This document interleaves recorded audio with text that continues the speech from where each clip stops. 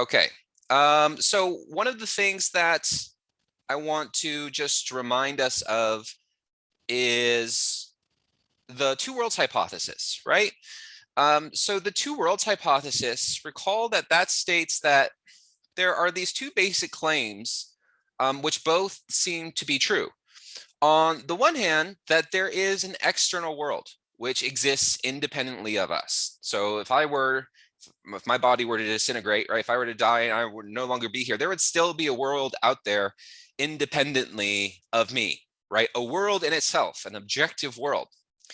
And most of us want to say that that's true, unless we're like an idealist or a solipsist or something like that. We want to say, yeah, there really is an external world out there independent of how I take it to be. And yet at the same time, it seems like anything we can know about the world is always mediated through the senses. It's always mediated through our mind, right? So I never have contact with the world as it is in itself. There's always some way in which I am perceiving the world, right? And I can strive for objectivity, but I'm still going to be bound by the sort of particularities of my perceptual system, of my cognitive system. And so whenever I'm trying to get at the world as it is in itself, I'm never fully able to do that. The way in which I perceive the world is always mediated through the mind. So if it's true that there's an external world out there, independently of me, but I never make contact with the world as it is in itself, this can give rise, those two claims, if we take those two claims as true, that's the two worlds hypothesis, that both those claims are true. If we accept that, then an implication of that two worlds hypothesis is that, well, how do I ever actually know what the world is like in itself? Can I really know that? Is that even possible? I mean, suddenly you start to worry that, hey, maybe the way I take things to be isn't reflective, isn't an accurate representation of the way in which things actually are, right? And this doubt, this skepticism becomes so acute in Descartes. First, we get his dream doubt, where Descartes raises the seemingly insane thought that maybe everything that he's experiencing is really an elaborate dream, a production of his own subjective imagination, right? So the things that he sees, the things that he tastes, the things that he feels, these are all illusions. These could all be illusions. Now, notice that's a radical take on the two worlds hypothesis, or the sort of radical outcome of that, is that I can't tell if anything I experience is really reflective of the world in itself.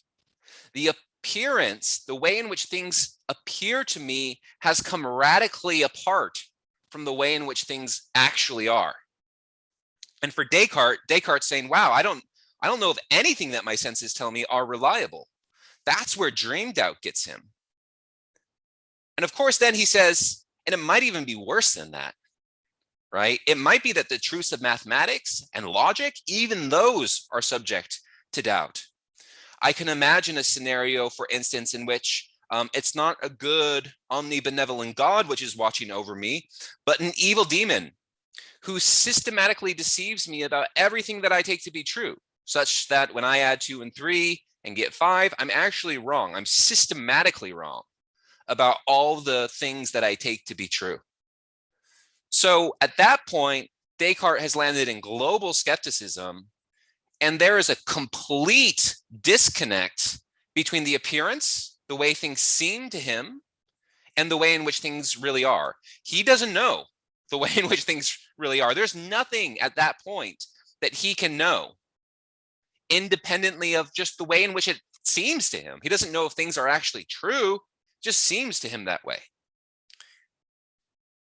So now what Descartes is going to do in the second meditation is try and close that gap and see if he can't find a way to say, no, the way in which I take certain things to be true really is the way they are. And that really is the whole project of epistemology in a nutshell. right? If you want to know, like, what's the task of an epistemologist? Well, they want to close that gap. They want to know how they can be confident that when they take something to be true and they've sort of like arrived at that truth in the seemingly right ways, that they can really be confident that it really is true. That's the task of epistemology, and that's the gap that Descartes is going to be attempting to close here today. I should say that Descartes only gets part of the way, as we'll see in just a moment. And he's not going to think that he fully closes the gap until meditation 6. But he's going to establish some basic truths, which he thinks help him accomplish that project. So this bit about the cogito in just a second. So real quick, we'll do a summary of the second meditation, sort of where we're going very briefly. We'll talk about the cogito. Cogito ergo sum is the phrase that Descartes uses. It sometimes just referred to as the cogito, right? It's a very famous, it's not really an argument. Sometimes it is referred to as the cogito argument, but it's not strictly speaking an argument that he gives. It's more like an insight that he arrives at. So we'll just call it the cogito. Right? Some people say cogito. I'm not entirely sure how to pronounce the Latin. Cogito, right? That seems to work. Cogito ergo sum, I think, therefore I am. That's the main idea there. We'll spend time on that. But then once he establishes that, he's going to make a distinction, which is going to become really important for us for like the next 4 or 5 weeks, which is a distinction between the mental and the physical. They're like, what's the difference between the mind and the body? And once we do that, we'll take a look at some objections to the cogito and some possible responses to it as well. And I'll say, I don't think the objections I have here are necessarily knockdown objections, but we'll do our best with it, and I'll see how convinced you are one way or the other. And then we'll probably get to the melting wax example tomorrow. And we should also have some time tomorrow to get into groups and talk about some of these ideas and start brainstorming potential solutions and so forth in the breakout rooms. Okay, so let's start with the summary of the second meditation. So Descartes is going to continue with his method of doubt, which is going to bring him to the cogito, the necessary fact of his own existence. From there, he's going to go on to establish the nature of that existence as mental existence and show that our conception of mental existence is more clearly known than that of physical existence, right? So that's going to be largely what the melting wax example is going to show us, is that what we know most distinctly is our own mental existence. And we can know that without knowing whether or not physical bodies really do exist. Okay, we'll get there and break that down to make sure it makes sense. In this second meditation, Descartes also starts working with what he calls these clear and distinct ideas. And I've talked a little bit about this: analytical clarity and distinctness. This is the idea for Descartes that certain ideas are so clear that when we contemplate them, we just immediately understand the essence of the idea. Because it's so clear, because it contains within itself what is only essential to itself, which makes it distinct from all other ideas. So if an idea is distinct from all other ideas, then when we recognize it clearly. It's readily present and accessible to our attentive mind. So there are certain ideas. It's kind of a difficult, in some sense, it's a little bit vague what Descartes is saying here, but we'll see the type of ideas he has in mind. He thinks that there's a certain set or class of ideas that have this quality of being clear and distinct. And he thinks we should be paying special attention to those types of ideas because they're going to be good guides to the truth. So I'll just table that for right now. We'll see these ideas come up in the lecture today. Okay, so that's a really brief summary of what we're doing here. Let's just dive right in. And the second meditation begins where Descartes left off in this global doubt or global skepticism that he left himself in at the end of the first meditation. And I just like this first metaphor he uses here of the whirlpool to kind of give a sense of how radical the doubt is that he's thrown himself into and how unsettling unstabilizing it really can be. So he says, yesterday's meditation has hurled me into doubts so great that I can neither ignore them nor think my way out of them. I am in turmoil as if I have accidentally fallen into a whirlpool and can neither touch bottom nor swim to the safety of the surface. Right? So it's like drowning in this whirlpool. He just has no bearing. Remember, his criteria for knowledge is that in order for me to have knowledge that some belief is true, there needs to be no way in which I could doubt it. It needs to be indubitable. No, there's no possible way to doubt it. And he's doubted all of his beliefs now, right? They've all been thrown off the table, and so he's got nothing to cling to, and it's like he's falling into this bottomless whirlpool. And then he restates the method of doubt that has brought him here, right? He might be thinking, my God, what have I gotten myself into? He says, I suppose then that everything I see is unreal. I believe that none of what my unreliable memory presents to me ever happened. I have no sense. Body, shape, extension, motion, and place are fantasies. What then is true? Perhaps only that nothing is certain. Right, so maybe the only certainty he does have is that nothing is certain. But notice just how radical this doubt really is, because there are things that Descartes is doubting that you would probably take, if somebody were to express doubts about these things, you would probably think they're a little bit crazy. Like, he's doubting that he might have a body. He might not have a body. There might not even be a brain. That could all just be an illusion. It might not be the year 2021. You might not really be in a lecture on Descartes.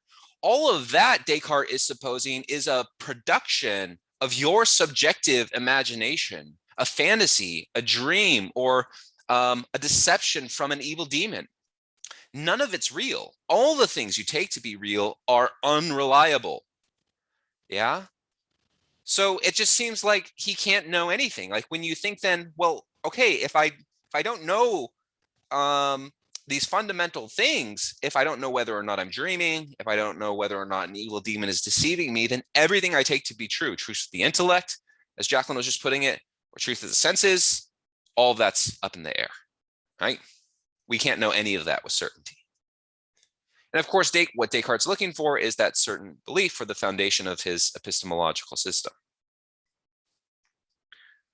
Okay, but now Descartes asks an interesting question. He says, well, if everything that I sense and believe and feel and observe and perceive and think and so on and so forth, if all of that's unreal, where does all of this come from? Where do I get these thoughts? Where do I get these perceptions? Where do I get these feelings? Yeah. Because it seems to me like I'm giving a lecture on Descartes right now. But if I'm not, how is this illusion? Where is this illusion coming from? And he says, well, maybe God is sending these to me or producing them in me. But then he says, but I said in the last meditation, I can't know whether or not God exists. It might be, in fact, that there's an evil demon who's deceiving me. Of course, you might retort and say, well, then maybe it's the evil demon which is sending me these illusions. But remember, we don't know whether or not the evil demon exists, right? That's not what Descartes is really saying. He's not claiming that there is an evil demon. He's just saying he can't know whether or not that's the case. If you can't know whether or not that's the case, then it seems weird to ascribe to the evil demon as the source of these thoughts which are coming his way. And so then he says, well, maybe they come from me. Maybe they're just being produced by me somehow, right? But that's weird too, right? Because if we've already doubted that we might even have a physical body, we don't know what time it is, we don't know what place we're in, we don't know if we have a physical body. So how is that working, right? What's the mechanism there, right? How are these illusions being produced by me? So Descartes at least says here, well, okay, so I can't mean by this that these illusions, these thoughts, these beliefs, these senses are coming from my body with its associated sensory organs, right? Sight, touch, taste, smell. The body is an illusion, right? I might not even have a body. So if these illusions are coming from me, they can't be coming from my body because I don't even know if I have a body, right? So then the question is, well, where are they coming from? It seems like if there's nothing in the world at all, then it also seems like I'm not a part of the world. Yeah. If there's nothing in the world, then it would follow that I don't exist. So none of these thoughts could come from me either, because there's nothing in the world. There's nothing I can know is really there. So I can't know that I'm really there either, at least in terms of my body. So if there's nothing in the world, then it would follow that I don't exist, right? But that would be kind of a weird thing to say. Do you see why? I mean, if I didn't exist, then how could I have these illusions? How could I have the thought that maybe I'm being deceived? So Descartes, just make sure we're following the steps here. Descartes says, maybe I don't exist. Yeah. But then he says, wait a second, that kind of seems impossible. Like how could I even possibly entertain the thought that I don't exist if there wasn't somebody there to entertain the thought? Yeah, how could I even think it? I must exist. How else could I be deceived if there weren't someone who was capable of undergoing the deception? I've got to exist. So he says, okay, I must exist. But then he says, he worries for a second, right? Because we have established the evil demon, but isn't the evil demon deceiving me about everything I take to be true? So might not he be deceiving me about my own existence? I think I exist when I really don't. How would that be possible, though? How could it be possible that I think I exist when I don't? Because for me to be deceived at all, there's got to be somebody who undergoes the deception. Yeah. It doesn't seem to make sense. It doesn't seem there's any way we could conceive of our own non-existence. Because anytime we pose the thought of our own non-existence to ourselves, we assert our existence. Our existence is implied. How else could we have the thought that we don't exist unless there were somebody there to have the thought? Thus, the very act of my deception, it reveals to me a necessary truth that I exist.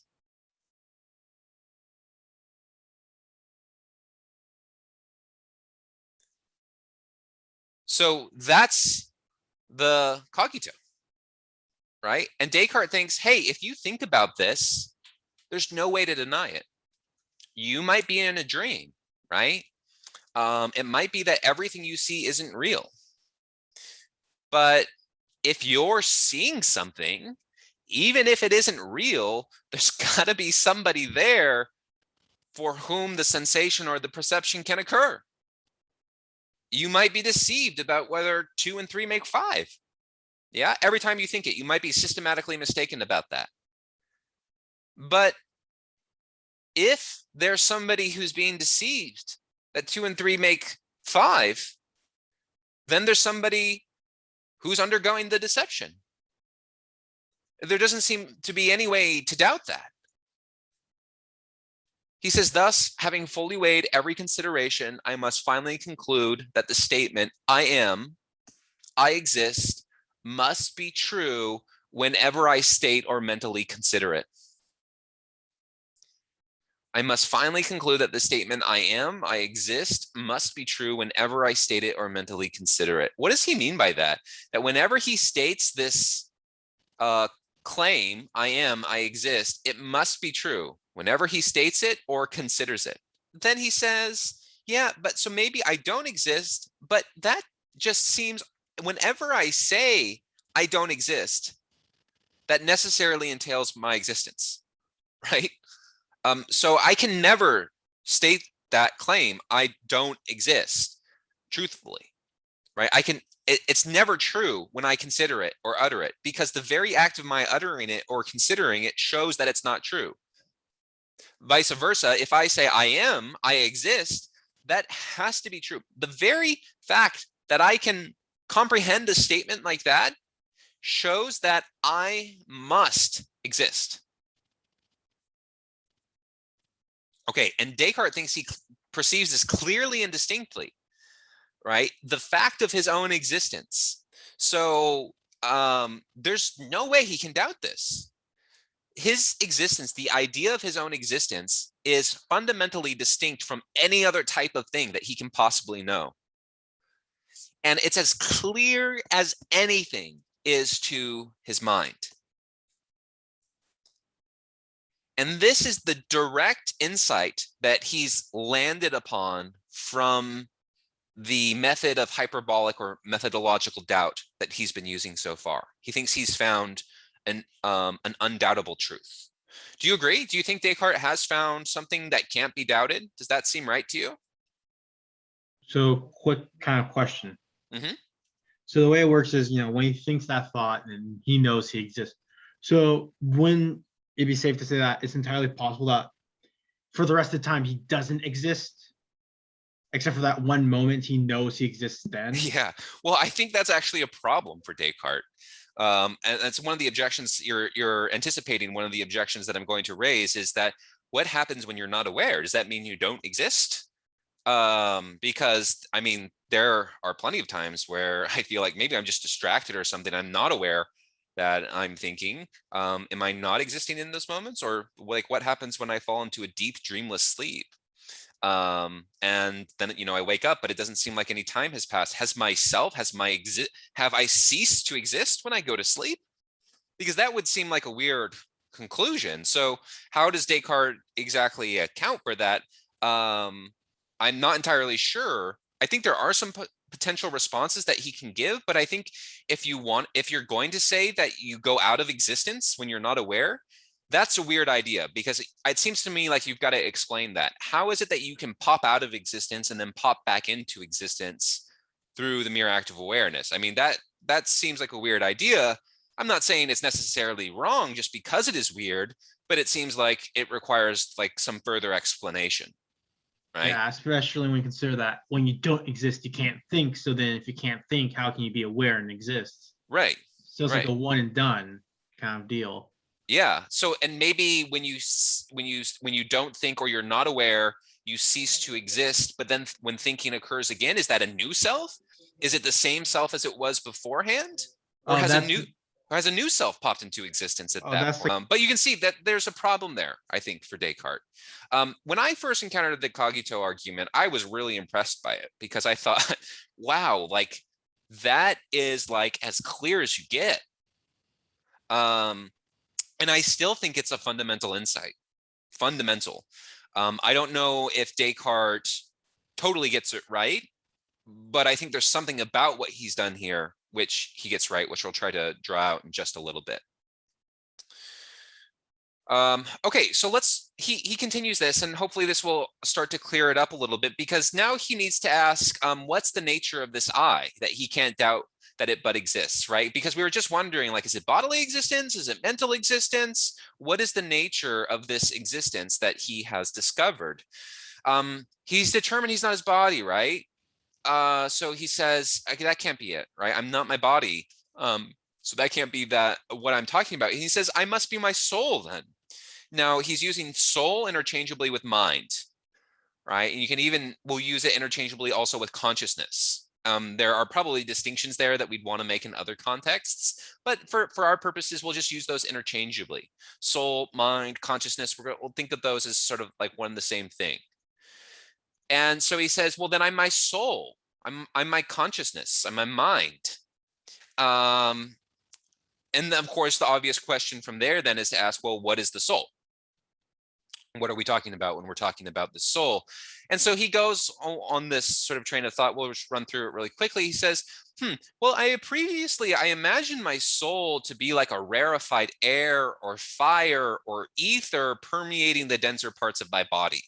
So you may have actually had this thought before. I'm sure some of you have considered the possibility that the soul, that you have a soul. Some of you probably believe you have a soul, and you may even have considered the thought that the soul is like some kind of rarefied substance which can sort of reside in the body for a period of time and then depart the body. Yeah, so the body's all dense and material, made of physical stuff, but the soul is like this rarefied air or fire or ether which permeates the denser parts of your body. Right, and so Descartes says, yeah, that's kind of like how I thought about my soul prior to this meditation. But what's wrong with the idea of considering the soul as a rarefied air or fire or ether permeating the denser parts of the body? Why is Descartes going to say that's not actually what his soul is? He says, I think, therefore I am. I might be deceived, but there's got to be someone who's deceived. What's the nature of the thing that's undergoing the deception? And he says, well, maybe what I'm talking about is my soul. And so he says, okay, so what's the soul then? And he says, well, I considered it to be a rarefied air or fire or ether. But then he goes, hey, wait a second, but all of those are images, right? I'm talking about air, fire, ether. And maybe I'm using them sort of loosely, not as referring to those actual elements, but they're all kind of images that I hold in my mind. And he says images are representations of physical things, right? Though when I hold a mental image, when I've got a mental image in my mind, that's a representation of a physical thing. And I don't know whether or not physical things exist at this point in the meditation. So that can't be what my soul is. It can't be like a rarefied air or ether or fire, because then it would be patterned after a physical thing, and physical things we're uncertain of. But I am certain of my existence. So this can't be what I'm talking about. So what is the nature of the soul then, if it's not this rarefied air or fire? What are we talking about when we're talking about the soul? And in order to find this out, he thinks he needs to first get clear on what physical bodies are. Now, again, he doesn't know if physical bodies really exist, but he's going to say, just my idea of what a physical body is, let's work that out. And maybe that will help me infer what I mean when I'm talking about the soul or the mind, right? So he starts talking about the body here, and he says, when I call something a physical object, I mean that it's capable of being bounded by a shape and limited to a place, that it can so fill a space as to exclude others from it, that it can be perceived by sight, touch, hearing, taste, and smell, that it cannot move itself, but can be moved by something that touches it. Okay, so clearly Descartes has an idea in his mind of what a physical body is. It's got shape. It occurs in a particular place. It's extended, right? It's extended in space. Like even if it's like an atom, right? There's still some sense in which it has density and mass, right? So it's got extension. You can measure that. It's perceptible by the senses, even if you got to use a microscope or a cloud chamber or something like that. It's capable of being moved, right? If you put assert a force on a physical thing, then it's going to move through space.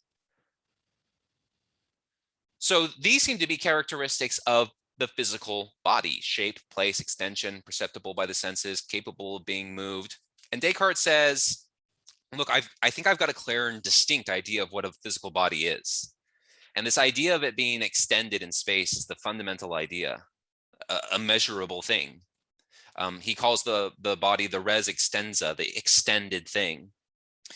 And he says, look, I clearly know what I'm talking. I know what I mean when I say, when I'm talking about physical bodies. I just don't know whether my idea of physical bodies really corresponds, really closes the gap in order to represent what is really out there. Okay, so I've got this idea of a physical body as an extended thing. Now, he raises this interesting thought, right? He says, well, so one of the weird things is that some of the physical bodies, at least that I think I see, they also have further characteristics. Like, a table light, for instance, it's got shape, it's got place, it's got extension, it's perceptible by the senses, and it's capable of being moved, but it's sort of inert, right? One of the things it can't do, for instance, is it can't move itself. Yeah, the table can't get up and just start walking. But my cat can do that, which is interesting. And that seems to distinguish the cat from other sorts of physical objects, is that she can chase the birds outside. She has the capacity to propel herself, right? To be self-moved. And there seem to be certain physical objects which have that further characteristic. They seem to be able to move themselves. Like when you have a thought, I'm hungry, and you get up and you eat, right? You move yourself. It doesn't seem like all physical objects can do that. So being able to be self-moved, that doesn't seem to be essential to physical objects, because physical objects can not possess agency and still be physical objects. Other characteristics that some physical objects have is that they're capable of perception. Yeah. Of perceiving things in the world, and of cognition, of thinking. So the weird thing is that some physical bodies have these further characteristics. They have agency, they're capable of engaging in perception and in thinking. And those characteristics, agency, perception, and cognition, or thinking, they're not essential to what it is to be a physical object. In fact, they seem to be characteristic of objects that we take to have minds. Yeah, we say some physical objects aren't just physical, they also have these mental qualities. So they're not just extended in space, but they're also capable of being self-moved, of making observations, of thinking about the world. And so Descartes says, hey, those are the qualities of the soul. Those seem to be the qualities of the soul, at least on the face of it, right? Those are the kind of objects that I'd pick out and say, hey, that's a being that has a soul. If they didn't have those things, then it would just be a physical object, right? They didn't have agency, perception, cognition, things like that, then it just seems like, yeah, it's purely physical. But if it's got those things, then it seems like it's also got a mind. So the next question here, he asks, is if he can take himself to possess any of those features he's attributed to his soul: agency, perception, cognition, or thinking. And he starts with agency, right? The ability to move his own body, right? To be self-moved. And he says, well, maybe that's the characteristic feature of my existence. It's my ability to move myself.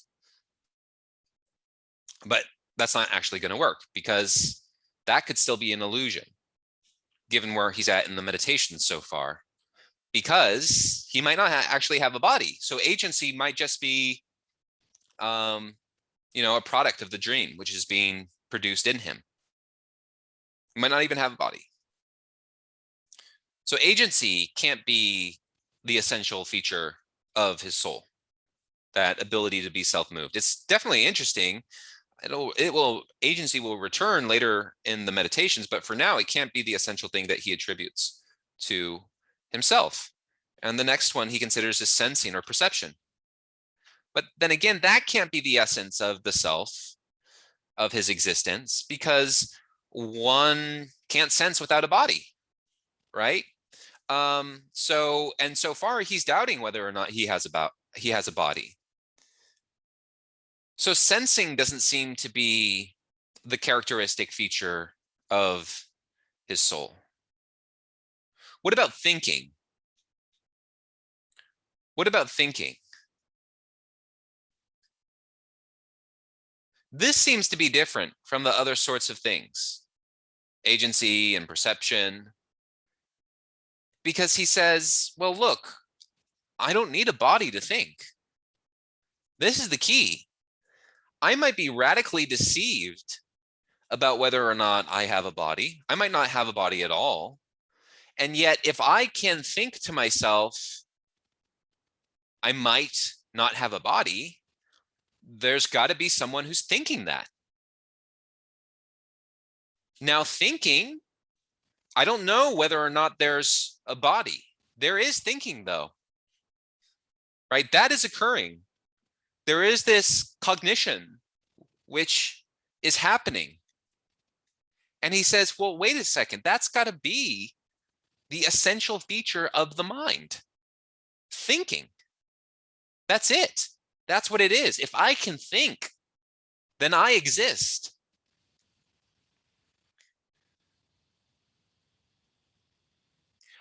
I might not be able to move my body, for instance, but if I can think, then I exist, right? That seems to be the essential feature of the mind. And what distinguishes it from the body is that there are certain things that also think. And he calls this the mind, the res cogitans. Res is Latin for thing. Cogitans means cognition or thinking. So the mind is the thinking thing, the thinking substance, consciousness.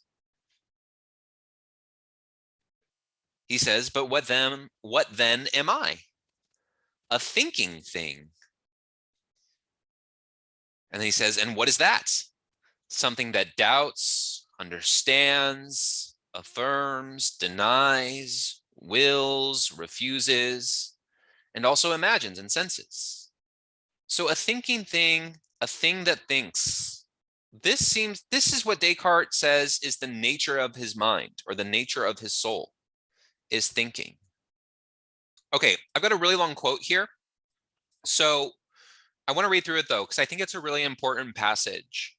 And what I'm hoping you get from it is just what Descartes means by thinking.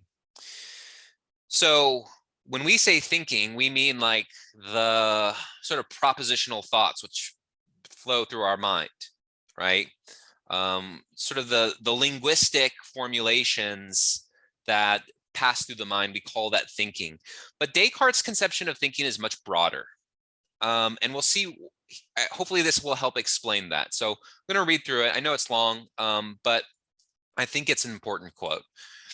It's no small matter if I do all of these things, but how could it be otherwise?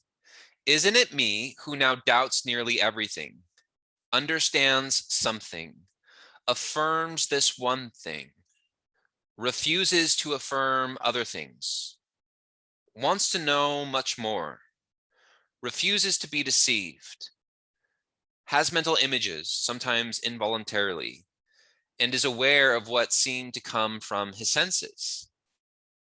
Even if I am always dreaming, and even if my creator does what he can to deceive me, isn't it just as true that I do all these things as that I exist? Can any be said to be separate from me? It's so obvious that it is me who doubts, understands, and wills, that I don't see how I could make it more evident. And it is also me who has mental images. For while it may be, as I am supposing, that absolutely nothing of which I have a mental image really exists, the ability to have mental images really does exist and influences my thought. Finally, it is me who senses, who seems to gain awareness of physical objects through the senses. For example, I now see the light, hear the noise, and feel the heat.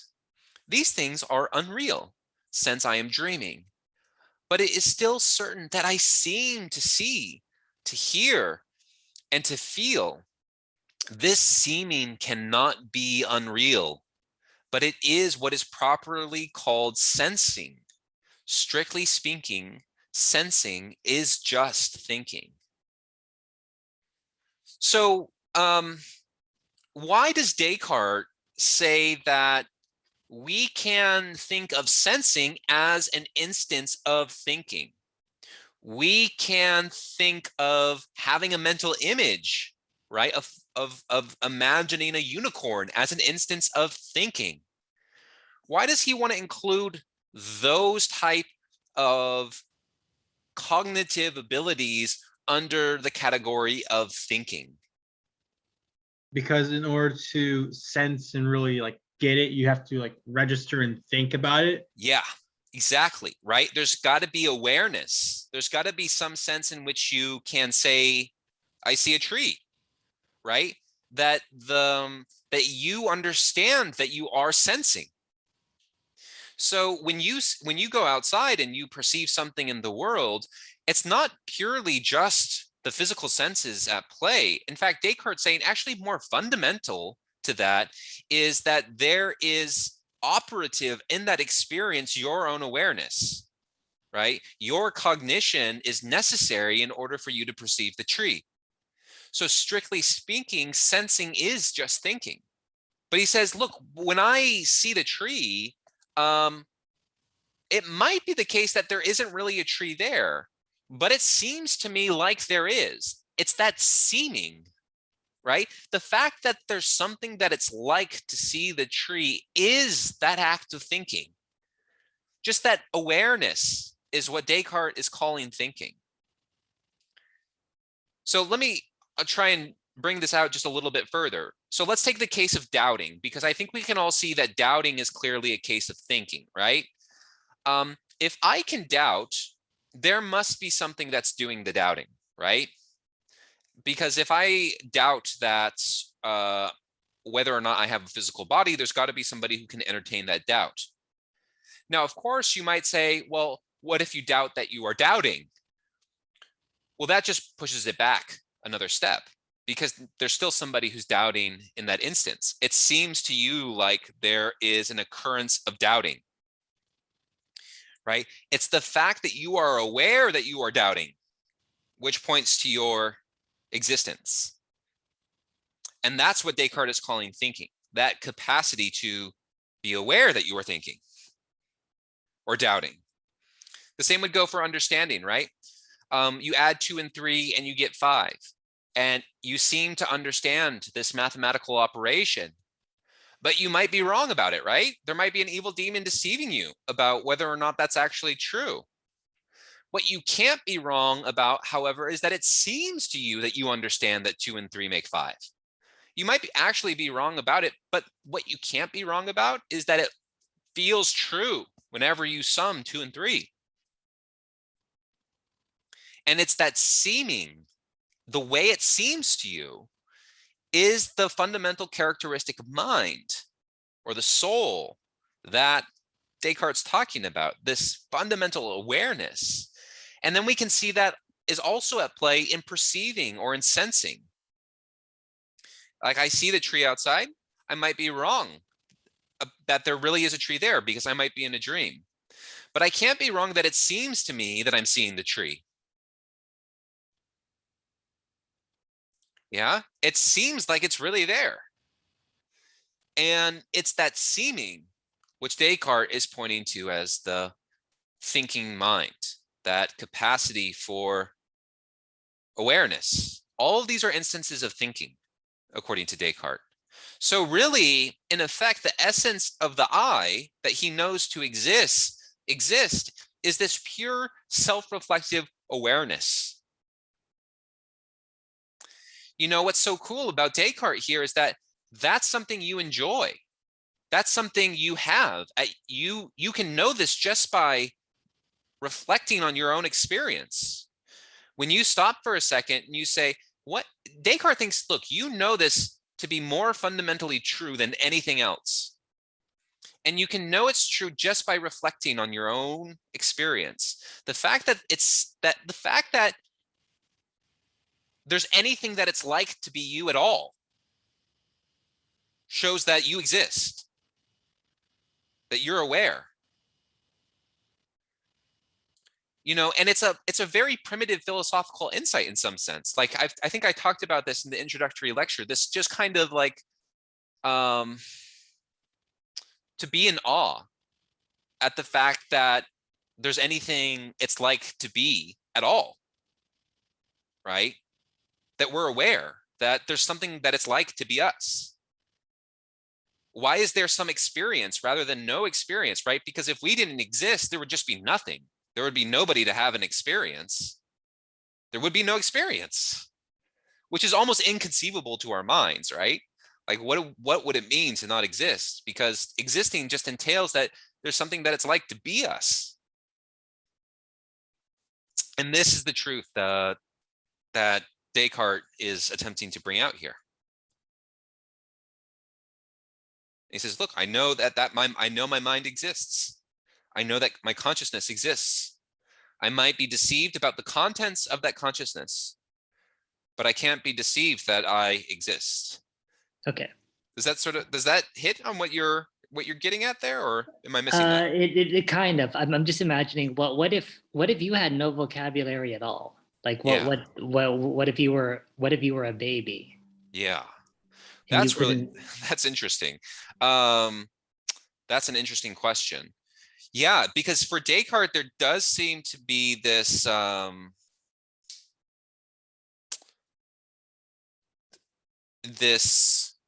bias towards cognition, right?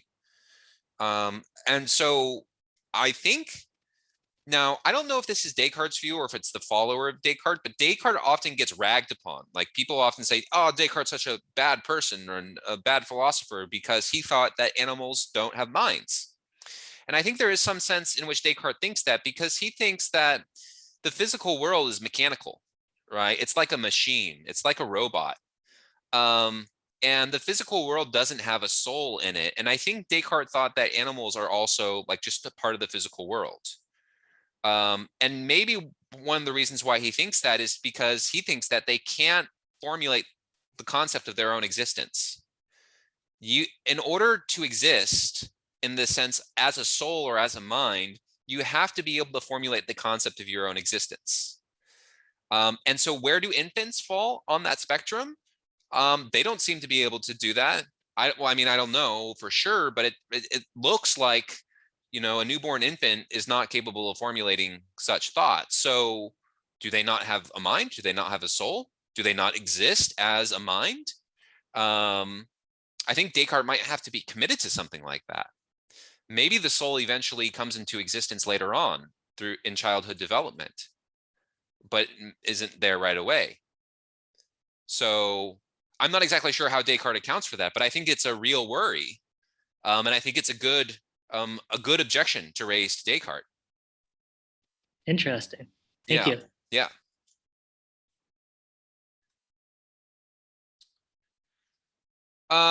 Okay, so that's the Cogito, right? We've done the Cogito. And it's good. Some of you are already anticipating some problems with Descartes here. It's not to say, and I think it's really hard to give sort of a knockdown objection to Descartes, because I think he has landed on an insight here. Now, I think a part of what we have to do, though, is ask like what are the implications of this and how really are we supposed to think about it? So let's raise a couple of objections here and see if we can come up with some responses to them. And again, these are sort of, I don't think they're knockdown objections.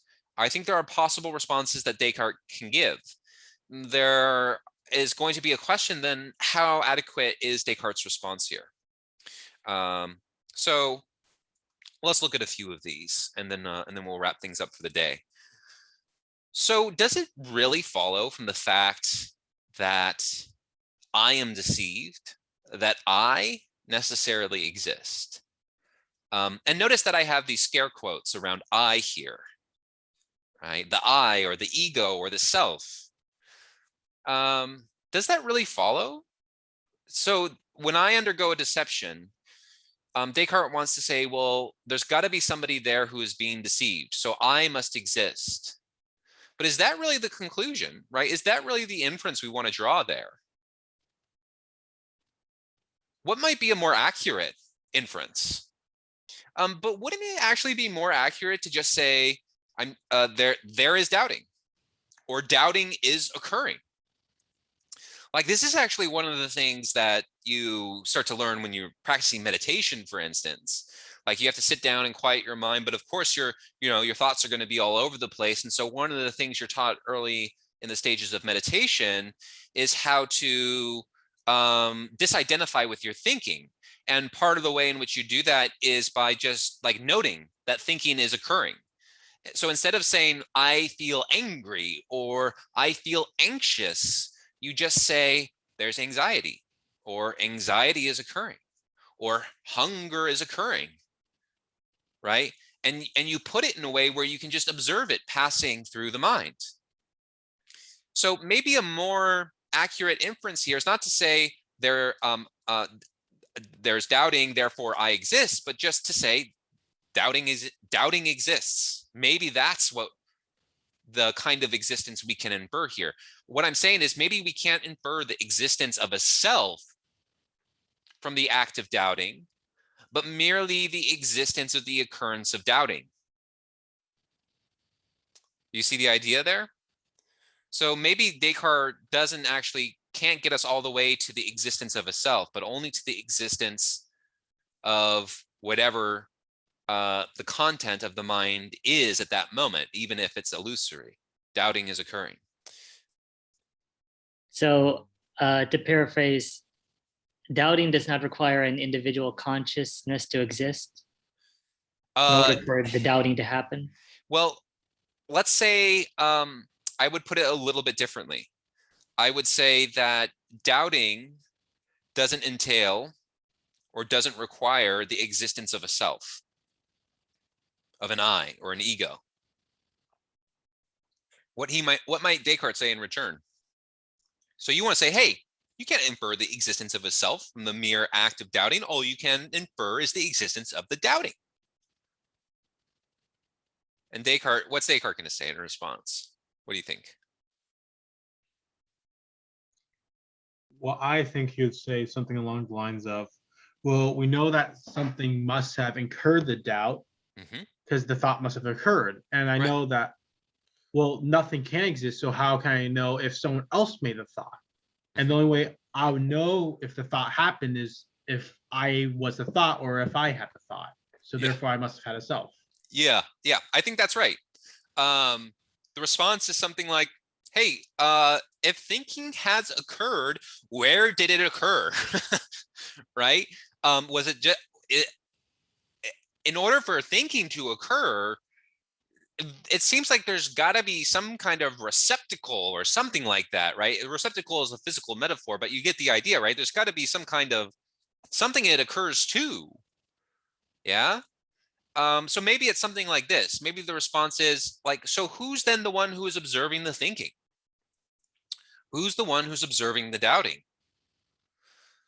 So it seems like I want to say, hey, you can't infer the existence of the self. All you can say is that there is doubting. But if you say there is doubting, doesn't that mean that there is someone to whom the doubting is occurring? And wouldn't that just be the self? This kind of this fundamental mental receptacle in which thoughts occur. There must be a subject, a self who doubts, who thinks, who perceives. So I think that's Descartes' response here, right? Is to say, even if you want to say there is thinking or thinking occurs, who's it occurring to? Because if it's a thought, it's got to occur to someone. Doesn't seem like there can be thoughts without subjects of thought, right? It's pretty abstract, but you sort of see the issue here. It seems like just the thinking, any thought, seems to necessarily entail a subject of that thinking.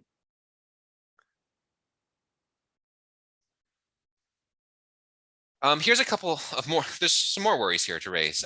So what's the nature of the self that observes the contents of the mind? Well, we said it was thinking earlier, but it seems really more accurate to describe it as a kind of pure and inscrutable self-reflective consciousness, right? It's that thing which is aware that thoughts are occurring. It's that thing that is aware that perceptions are occurring.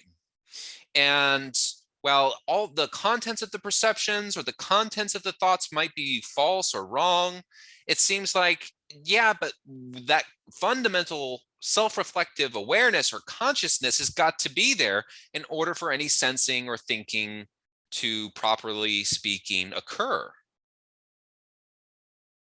Right? So it's this kind of pure and inscrutable self-reflective consciousness. Now, here's a worry that we were raising earlier. I think Joseph raised this worry.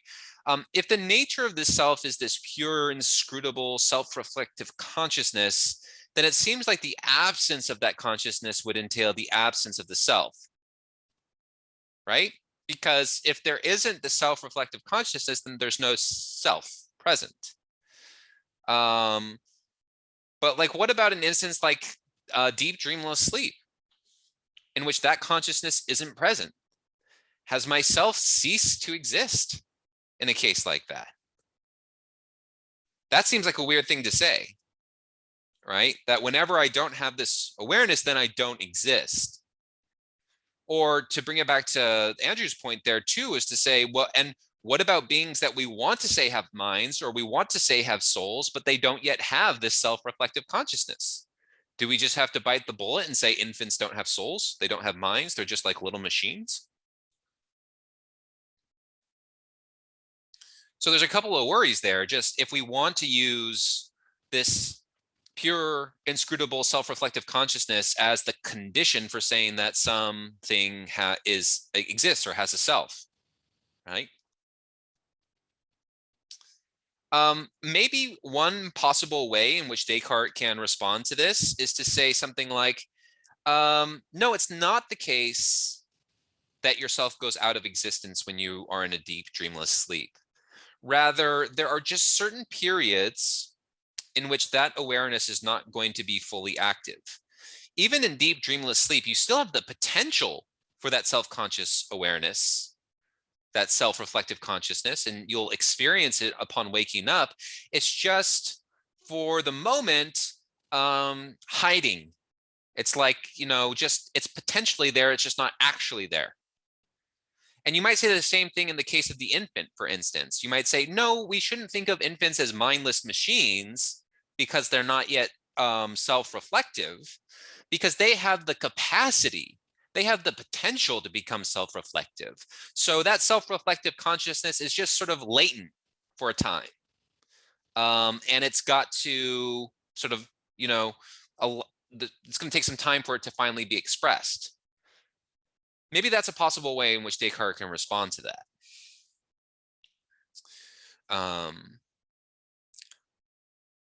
Yeah, so again, I'm not entirely sure how great of a response that is, but it does seem like it's a possible route Descartes can take there.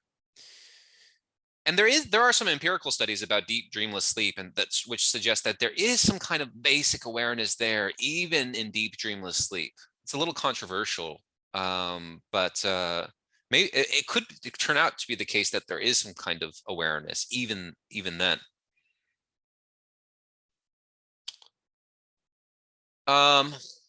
Another objection. If Descartes' correct that the essence of the mind is thinking, this self-reflective consciousness, can I ever know whether any other minds exist beside my own? Because if the way I know about my own existence is through the very act of consciousness by which I express that existence, I think, therefore I am, then I only seem to ever be able to directly know about my own existence. I'm never in a position to know about the existence of others, right? Here's the idea. How do I know that I exist? Well, it's through my direct experience. When I reflect on my own conscious states, that's how I know that I exist, directly. But I only ever know that directly in my own case.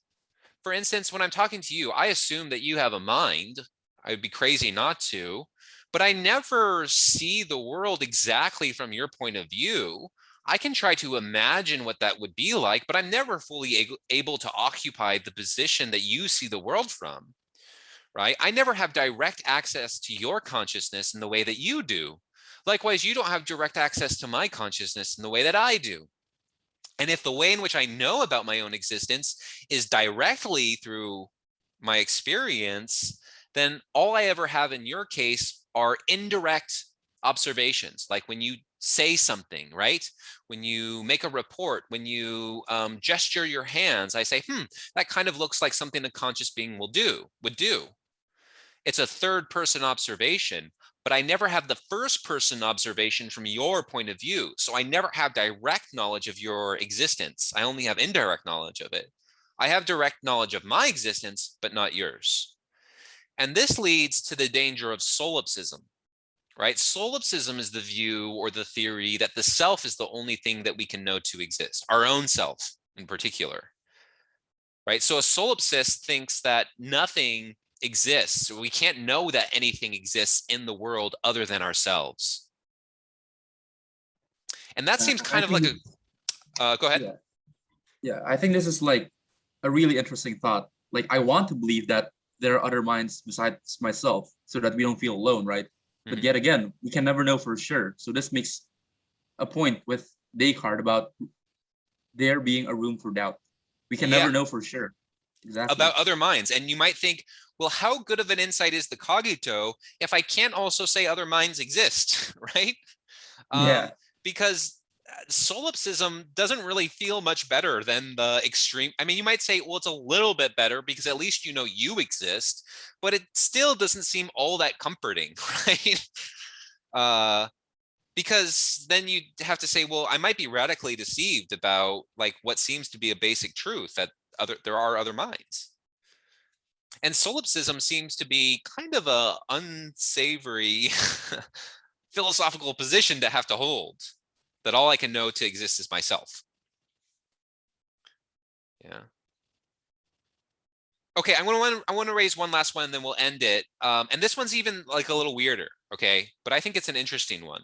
So what makes this pure and inscrutable self-reflective consciousness my consciousness? Like, if you really stop and think about that, that's weird.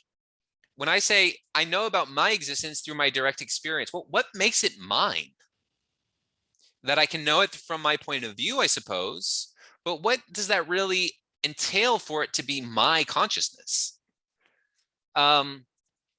Because let's say, like, so when you consider the cogito, it also seems you're able to come to the same conclusion. So I'm sort of skirting over the problem of other minds here for a second and just assuming that you're also capable of having this insight. But when you have this insight, you're having the same kind of insight I think that I'm having, right? We're both recognizing this pure, inscrutable, self-reflective consciousness in our cases, right? Because it could be the contents of our consciousness could be radically mistaken. So they're in some sense contingent. And what is necessary to the self is just this pure consciousness. But if that's the case, then the particular contents of our consciousness aren't what really constitute the self. It's this pure, almost like universal self-reflective consciousness. And then wouldn't that self-reflective consciousness be the same across all thinking beings? Like the particulars of the consciousness are going to be different, but the fundamental fact of that awareness is going to be present in any thinking being. That seems to be the implication. So how can I say, if that really is the same, if what you recognize is the same kind of consciousness that I recognize, then how could it be mine? Right? How could it be my particular consciousness? What right do I have to say that it is my consciousness or a mark of my existence? Like, in fact, if I reflect on this pure self-reflective consciousness, it almost seems like it just lacks any kind of particular identity. It's just this general consciousness, right? And it seems like the mark of the self is to have a particular identity. But if that consciousness doesn't have a particular identity, then how can it lead me to knowledge of my existence? So hopefully you can see that what I'm picking on here is this idea that it's my consciousness. How could it be mine if there's nothing particular about it? But maybe we can pick up that conversation next time. We're out of time today. So when we come back on Tuesday, what we will do is take a look at this example, and I want you to read over this again and look at the example of the melting wax that comes in the second half of meditation 2. Read that again, because we're going to talk about that further. It's sort of a famous example, and it's going to lead us to some further insights about what Descartes is talking about here. And then we'll get into groups and we'll start brainstorming some ideas for your reading response. Okay.